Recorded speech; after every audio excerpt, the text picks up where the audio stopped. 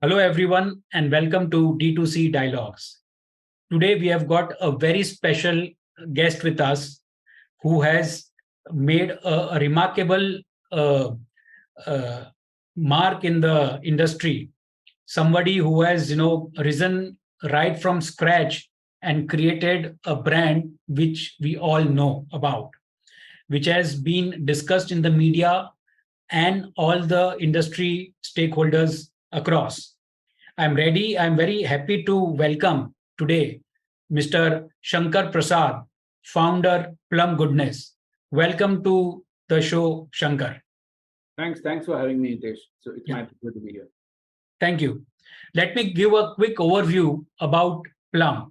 Born in 2013, brainchild of Shankar Prasad and IIT ISB alumni, Plum is India's first 100% vegan beauty brand with a strong portfolio of PETA approved, cruelty free, and non toxic products in skincare, hair care, personal care, and makeup. All our products are formulated with good science, a combination of the richest sources of natural nutrients and research backed actives, and come in recyclable packaging adhering to the brand ethos of goodness that delivers. Plum is driven by strong leadership and investor team focused on building value for people, the planet, and profit sharing participants. With this background, Shankar, my first question is you started Plum Goodness in 2013, which has now grown into India's first 100% vegan beauty brand. Can you share with us what inspired you to start this venture and how the idea for a vegan personal brand came to be? Sure. So I've always been in the personal care space. When back in 1997, when I began my career, I started with Hindustan Unilever. Then it was called Hindustan Lever, and I was part of the organization for close to 8 years. I worked on manufacturing, product development, and and in fact, out of my engineering, I chose to join consumer goods. Because at some point, I like the sort of intersection of the creativity, the science, and the commerce that happens when it comes to personal care. And that is what drives me even today when it comes to beauty and personal care as a space. And the fact that we are able to create things that people like, love using rather. And so that's why I've stayed in this industry ever since. Even though I went in briefly into management consulting, even there I sought out a client who was in the cosmetics and toiletry space. When I went into a private equity job, as luck would have it, again it was very consumer focused fund, and I was working on very early stage consumer goods companies. So this has always been part of my DNA, so to speak, ever since I started working. And when I was looking to do something in 2013 beyond what I was doing at that point in time, it was obvious that I would choose to be in consumer goods. Question was, should I be in skincare or any other parts? And I think skincare I liked as a space because it has got good science quotient, if you can call it that, into it, and it's got good consumer loyalty if you can build with good product and branding.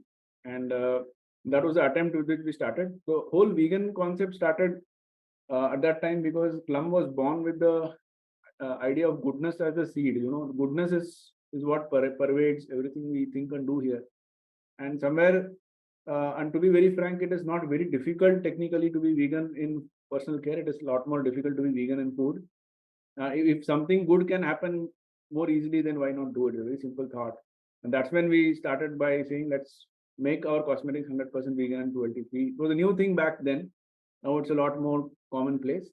But I think that has really helped us sort of, stick to a philosophy of being good and deliver that goodness to people over the last decade or so. So your brand philosophy is based on the brand is based on the philosophy of good science, Right. and that pairs natural ingredients with science-backed actives. Can you elaborate more on the concept and how you ensure the efficacy of your products? Yeah. So every product we develop starts with some need that the consumer has, right? Whether it's in the skincare space, in haircare space, it doesn't matter. And we try to see what is the most efficacious, delightful way of delivering that. And R&D again has been part of our DNA ever since we began. We were never a marketing company which was getting products made somewhere. We were a product company which is trying to make a brand. That is how we roll, and that's really what our DNA is. So where we have now scaled our R&D now to a fairly meaningful size and scale of people. There again, they are passionate about what they create, and extreme sense of pride in what we create, an extreme sense of responsibility also. That if something is not going as we plan, then we are the first ones to jump in and raise our hands and say, listen, we are going to get this fixed. So there is that sense of ownership across and along the entire line here that has a sense of pride and a sense of ownership on the products that we create. And I think that ensures that whatever we do, we don't let it go out unless and until we are 100% sure that it's working. And if God forbid something doesn't work as we plan, then we are the first ones to pull it out. So, Shankar, since you are in the personal care space, the Indian personal care market, is extremely competitive with both homegrown and international brands. How does Plum distinguish and differentiate itself from the others? I think the brand credo of goodness that delivers itself is a statement of the differentiation. This is not something that just feels good or smells good or looks good.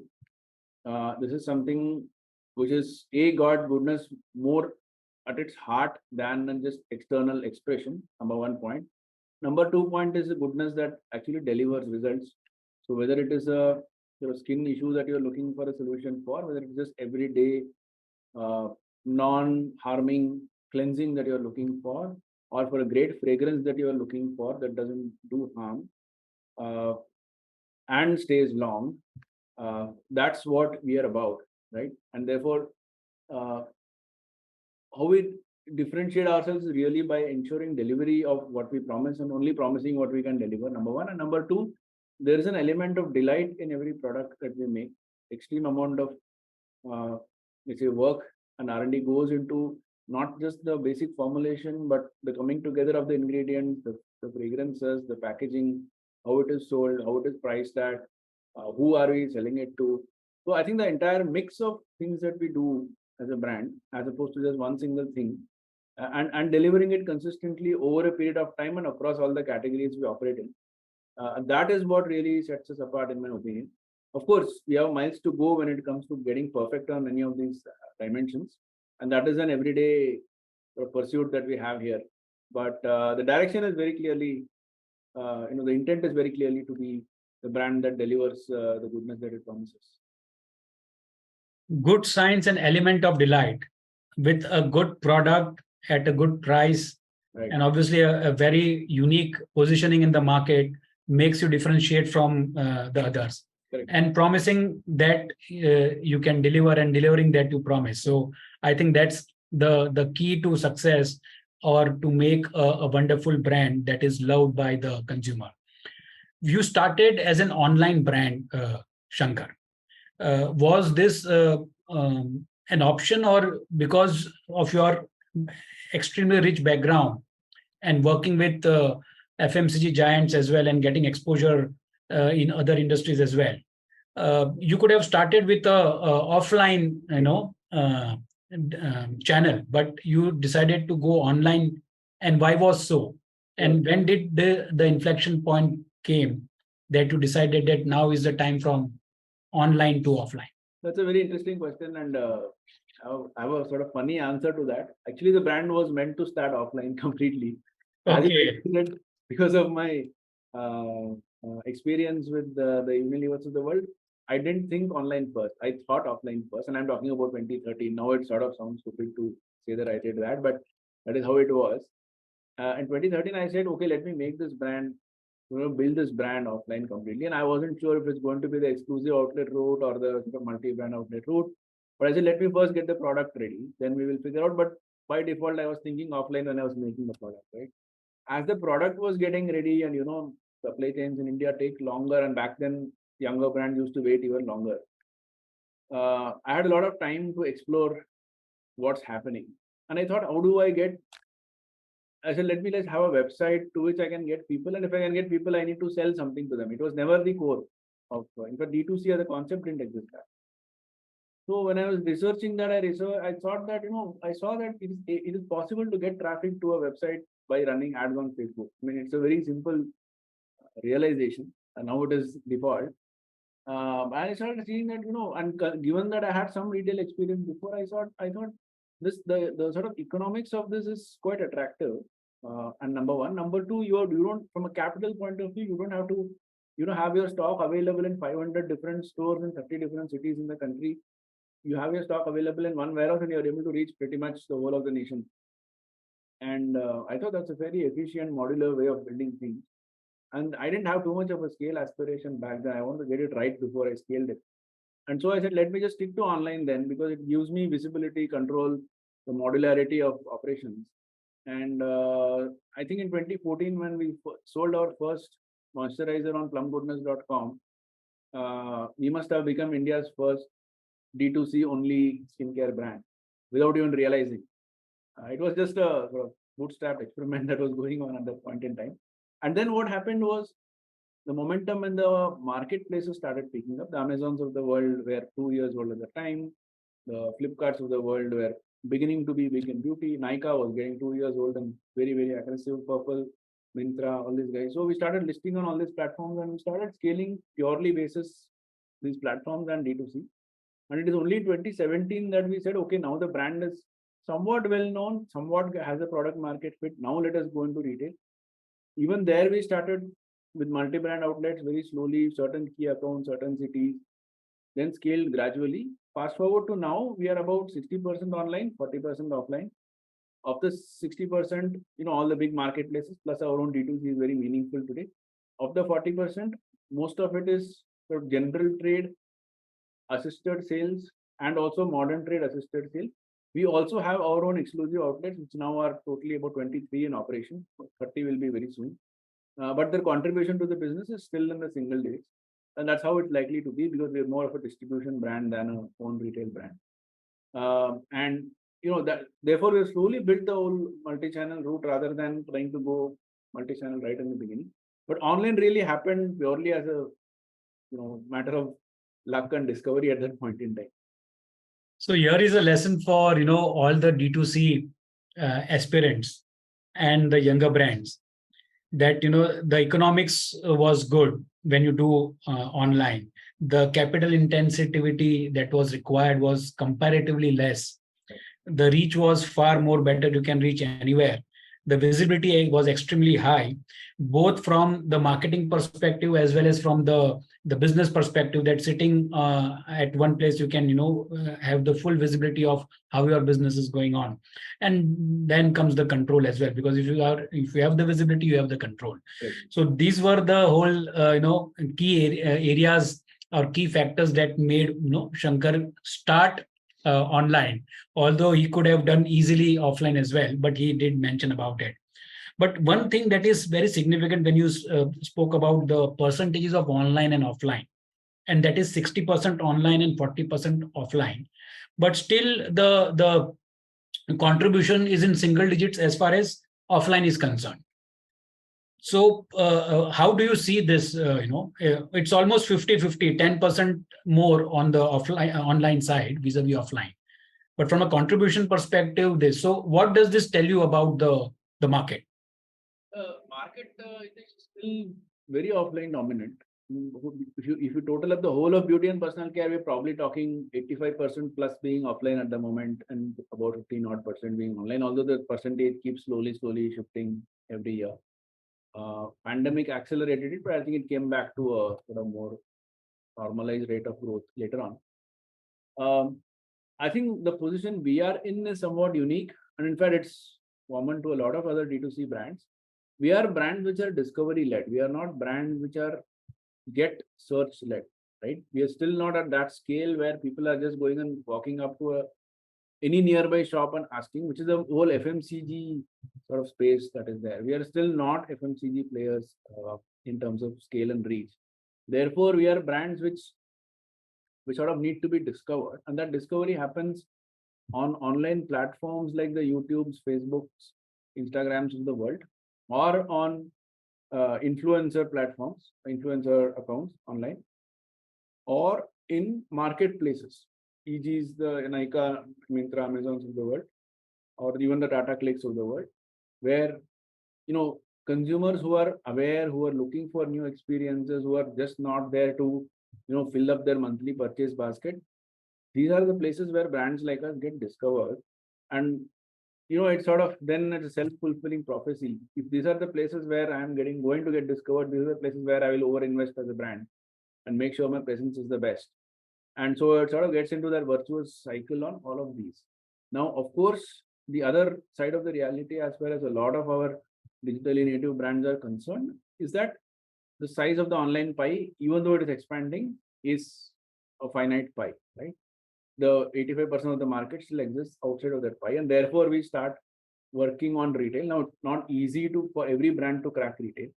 So for us, therefore, we have been very, what shall I say, gradual and measured in how we have been expanding retail, making sure that we are meaningfully deploying resources at the right time, and also managing the operations carefully before we expand too fast. Which is why still, it's about 6 years old in retail for us.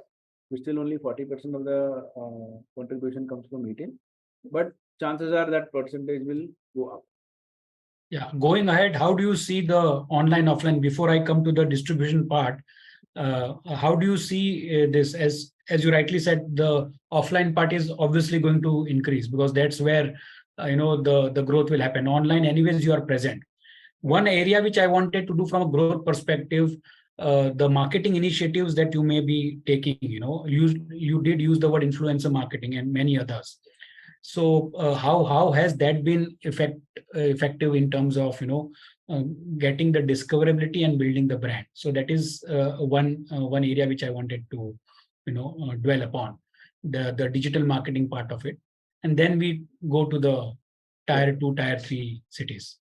I think one discovery that happened about 4-5 years ago for a lot of us as brands is that what we used to traditionally in marketing, we are taught of a funnel which is linear: awareness, consideration, preference, purchase, repeat, advocacy. So I used to use that as a model to work. What we realized is happening in online as people started getting more and more mature, consumers started getting more and more exposed in online, was that this funnel was no longer linear.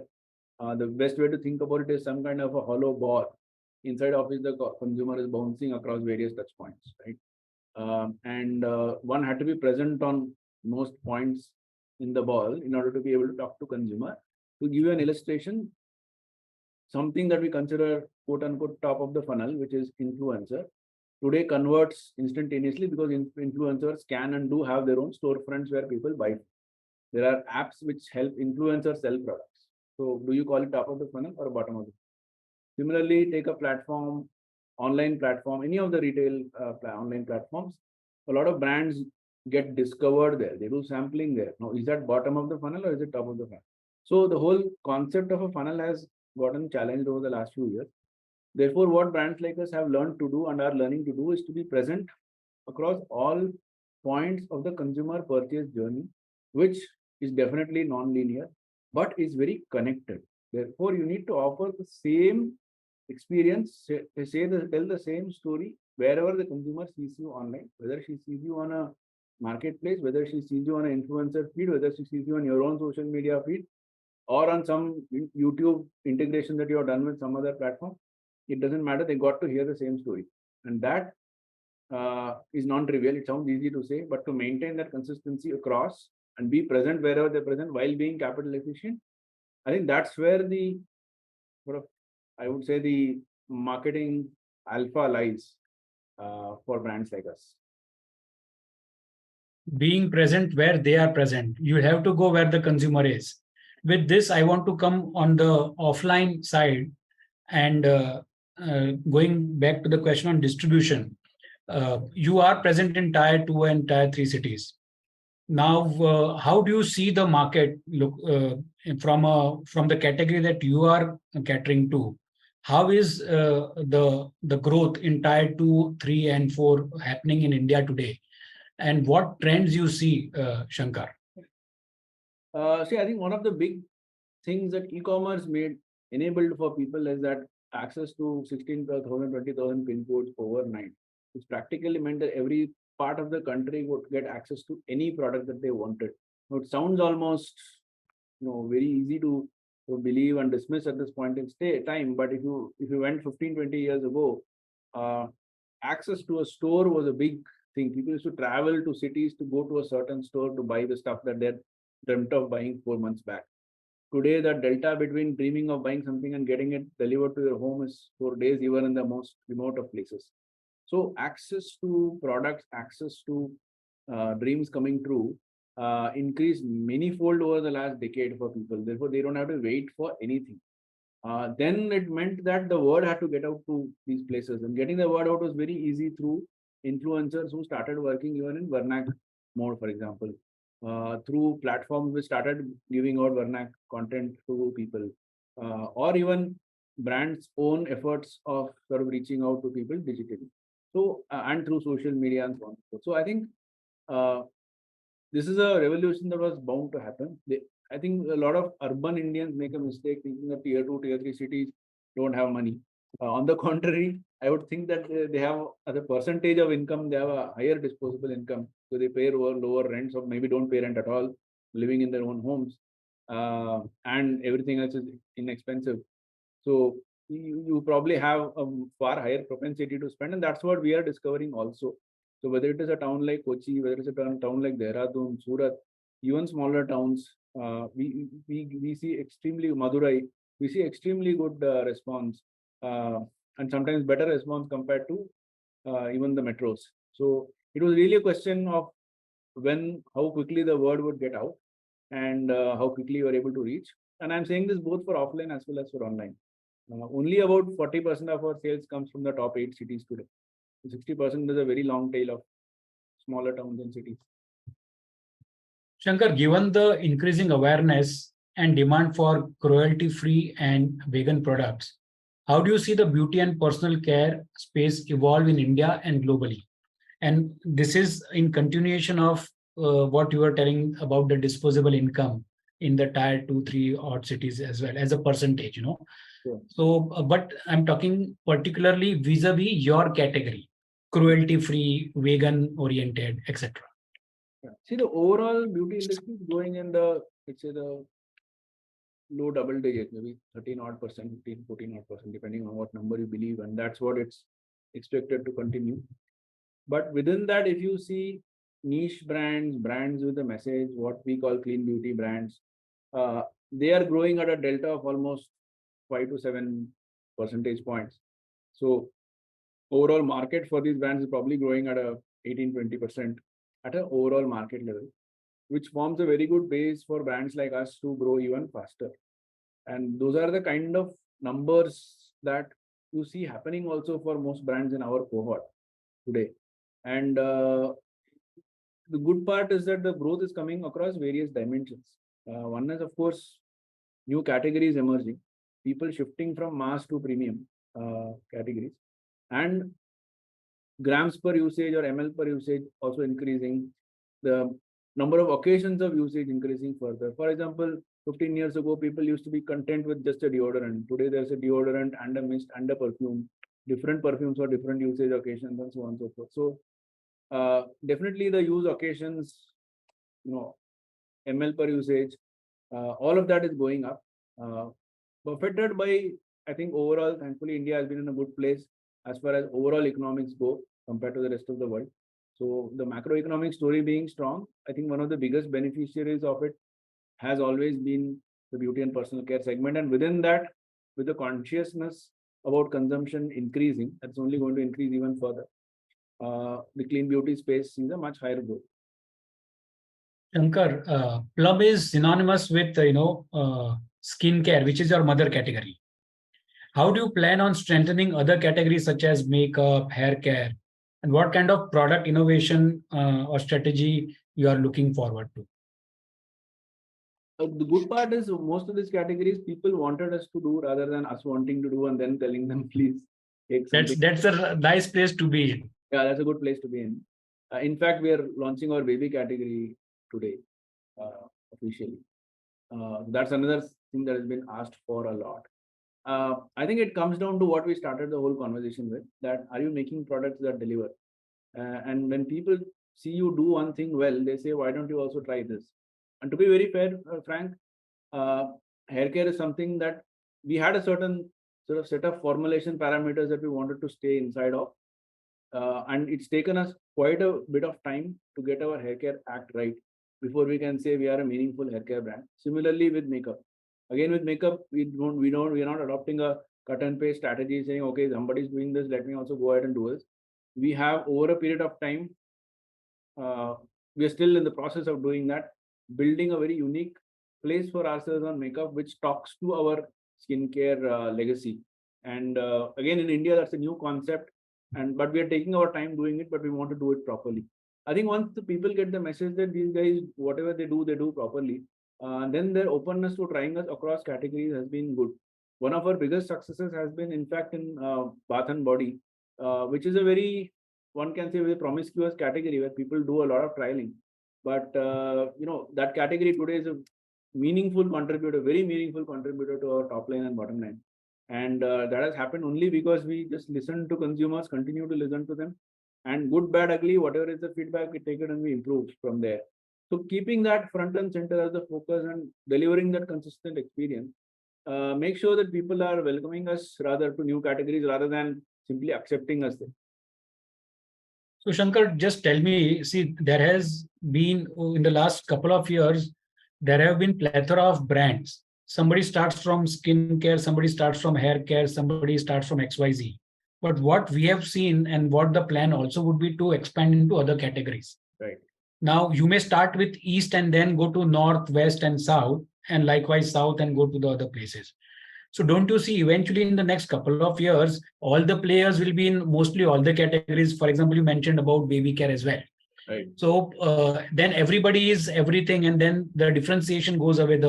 It's like stable stakes, like any um, uh, um, skin-based or any personal care brand has everything.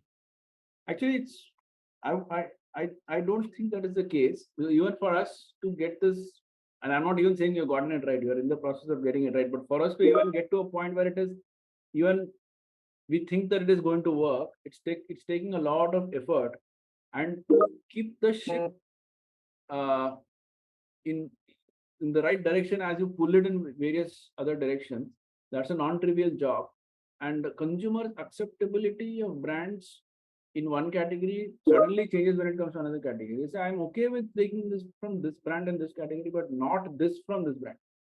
So for them to get that acceptance, or even, as I said, even welcoming of the brand into the new category, there's a lot of art, science, hard work that goes into making that happen. And I'm not even saying that is enough. Somewhere the brand's DNA has to be multi-category. Thankfully for us, the DNA as a multi-category brand started from day one. When Plum launched in 2014, it launched with bath and body and the kajal, which was two categories already additional to skin. Hair is the only thing that we entered very late. So that way the brand has been conceived as a multi-category brand. And I think therefore what we said and did and built talks to the multi-category existence. If you have had a very, very strong indexation to a single category, then it becomes very difficult to, without diluting, tell people that, I do this also. Coming back to your turnover, Plum Goodness had achieved a revenue of 250 crores for the year 2022. What are your plans for the next year and the coming years, and what would be your growth strategy? Sure. So clearly we grew over that in FY23. The numbers are yet to be audited, but it's definitely a close to 60-70% growth rate on that number from FY22. And similarly, as I mentioned, the market itself has a base growth rate of 20-22%. So for us, looking at again a 50-60% growth rate, even though it's a much larger base this year, looks doable this year. I think our immediate goal is to get to a sort of monthly run rate that translates to a 500 CR annual run rate.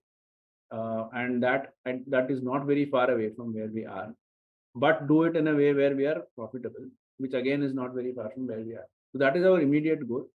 Over the slightly longer term, I would say, getting to 1,000 crores should be the ambition for any personal care player in India, and I don't know how long it will take, but Next 5 years, Shankar? hopefully, yeah. So 250 crores was this year's score. Maybe by next year or two, you will be doubling it to 500 is what your ambitious target is. And then 1,000 crores in the next 5 odd years. I think that's fantastic. How do you plan to achieve this part? Doing the same thing better and bigger, really. Nothing too new on the agenda. But it's really about just executing well and being disciplined about what we sort of take on and do.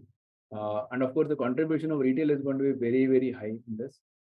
As I said, we are under indexed there as a brand which is relatively new. So there's a lot more depth and width to be built and distribution that we are in the process of doing. Nowhere can we say that the job is even close to getting done. So there's a lot that is happening. Doing what you have been doing, and continuing the good work to do. Penultimate question, Shankar, is something which is very close to me as well, and that's about sustainability.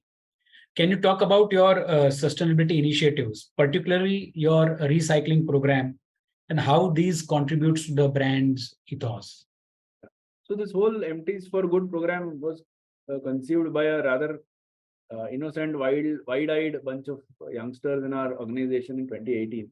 I never thought it was going to be feasible, but every hurdle they overcame in terms of the reverse logistics and figuring out recyclers, etc., etc. Happy to report that 5 years later, that program is still alive, kicking, doing well, resonating with a lot of our consumers, and being expanded into retail also. And that really started by saying, in fact, again, it was a consumer-driven idea. A lot of people used to say, I buy a lot of your products, but I feel guilty throwing it all out into the trash. Is there any way you can arrange some kind of recycling? And at that time, we were online only largely. So we had to figure out an online way of taking all this back. But we did that. And, that program is continuing to run well. And in fact, I keep telling people that that's something that we should expand a lot more. And, and we were, in fact, the first brand to do it online. Similarly, our partnership with WWF over the years has really resulted in some meaningful impact on many of their projects over the years. So that's another thing that we do as part of being more sustainable. Plus, a lot of work that we do on packaging, we are extremely conscious that it is plastic that is ultimately getting used in most, if not all, of our packaging. And that is something we have to be very responsible about. And thankfully, there's a lot of technology today that is coming our way to sort of mitigate the impact of consumption. And I think we should do it early in the game rather than do it too late in the game. So those are, I think, some of the initiatives that we've been sort of being very passionate about over the years. Last question, Shankar, and I think this would be the summation of what all we have discussed in the last half an hour. As a founder and the CEO of a very successful brand, what vision do you have for the future for Plum Goodness? And how do you plan on ensuring that the brand continues to stay relevant and impactful in the rapidly growing and changing beauty and personal care industry? So our vision is really to deliver 1 billion delightful personal care experiences every day. And in being in India, the 1 billion is not a unattainable number. It's a very attainable number. That means that almost our household penetration has to be, about 1/3 or 1/2 of the household, so that there are multiple usage occasions and so on that leads to that kind of a number, which is a very daunting task. The question to really ask is, it's not about how we can get Plum into every household. The real question is, why shouldn't every household not have a Plum? Right? And once you start answering that question, then you will figure out all the gaps that are there that are preventing you from getting to that vision that you have. Again, that's sort of, I would say, the BHAG, as people say, the big, hairy, audacious goal. But I think the path to get there is really through walking a few steps every day. And that has to be in the direction of, we have this sort of ways of working internally, which says the customer view is the only view that matters. Ensure that we distill our thinking really, really into aligning to what the customer view is, rather than trying to push my view through. And that is really what should be the starting point of getting to where we want to get to. That was excellent, Shankar. Not answering why every householder should get or should use Plum, but answering why they should not use, the product, the brand. And when you answer that, you are going to fill all the gaps, and which will leave no stone unturned. And this is definitely going to help Shankar Prasad, founder Plum and Goodness, to achieve his 1,000 crores dream and goal in the next 5 odd years. With this, thank you very much, Shankar, for coming to D2C Dialogues. Appreciate and thank you. Thank you very much. Thanks for having me. It's been a pleasure talking to you. Likewise.